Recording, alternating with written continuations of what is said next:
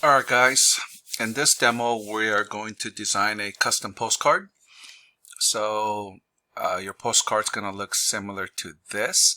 So first I want you to just take this base image, JPEG, and drag it into your Photoshop or open it up in Photoshop. It should be roughly a 5x7, and I think postcards are 5x7.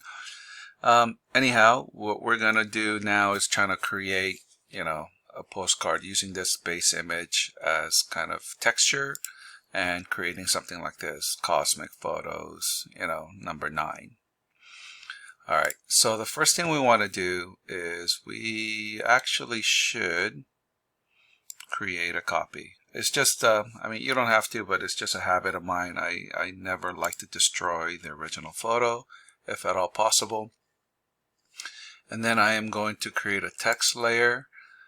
Just type the number 9, and I already had this number already when I was practicing the demo. So what you want to choose is, so basically you come in here because you may not have this font selected. What you're going to do is choose Centric Gothic and go about 500 points, which is a pretty large text, and go Centric Gothic bold.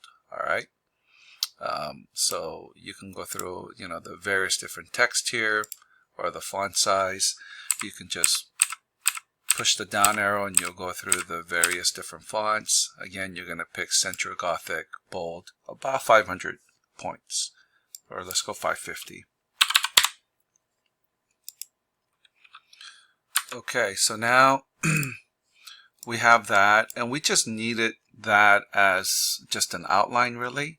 So a trick to selecting the outline here is, here's my text and here's number 9. If you hold down Control and hit the icon, it'll create a selection. So it's created a, like if you were to draw this thing, right? So that's a really handy tool.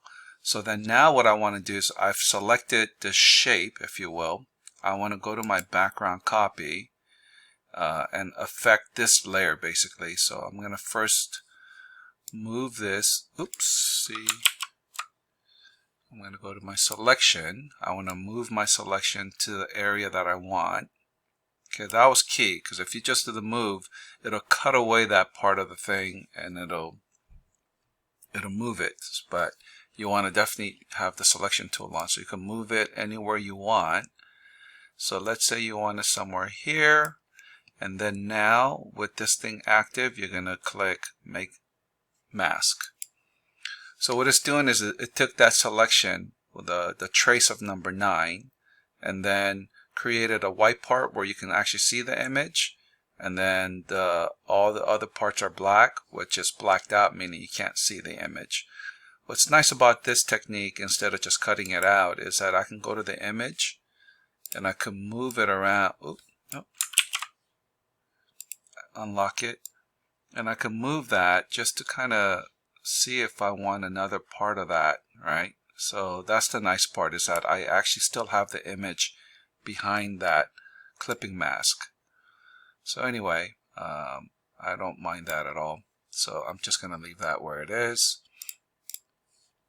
And technically I no longer need this layer with the number 9 on it, because I just use that as a tracing. So I can just delete that.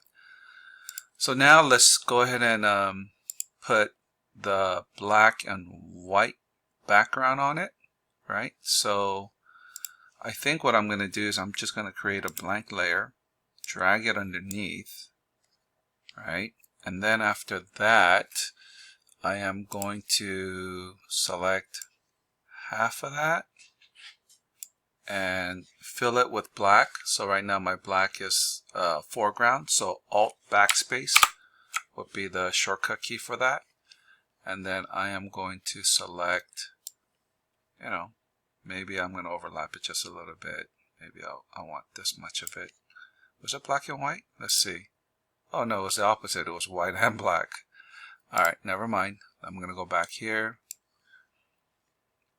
And I'm going to make this board white. So my white is in the background, so that will be Shift Backspace. Oh, no. Control Backspace. So that'll be the white. and then I'm going to select that much, and Alt backspace will be the black. So now I have my little postcard, and again, I don't know if it's showing yellow on your screen. It's kind of annoying. If you guys figure out a better way to do this, please text me, but go to monitor RGB again, and it resets it to like a true white. So now I'm going to put my text. So here, I'm going to now, I don't know, bring this font down much smaller. Cause return meg photos.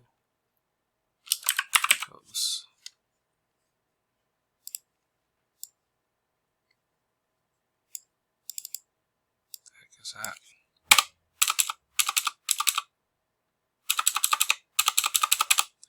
All right. Yeah, this is pretty horrible.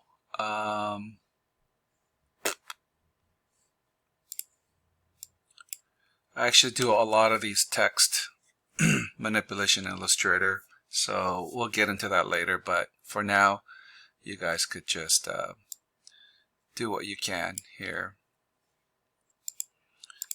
Yeah, I'm not really digging the type control. Maybe I'm just old school, but we're gonna probably do more type control in Illustrator because that's what it's really made for. But anyhow, there you go. You know, Cosmic Photos, I think it's pretty close. But let's do something interesting here. Again, I'm gonna hold down Control, click the T, so then it kind of takes whatever that's in that layer and it creates a selection out of it. And I am gonna go down here and then make a layer mask. Will that work? Nope. Didn't do what I was thinking. Actually, I'm gonna add to this layer mask. Can I do that?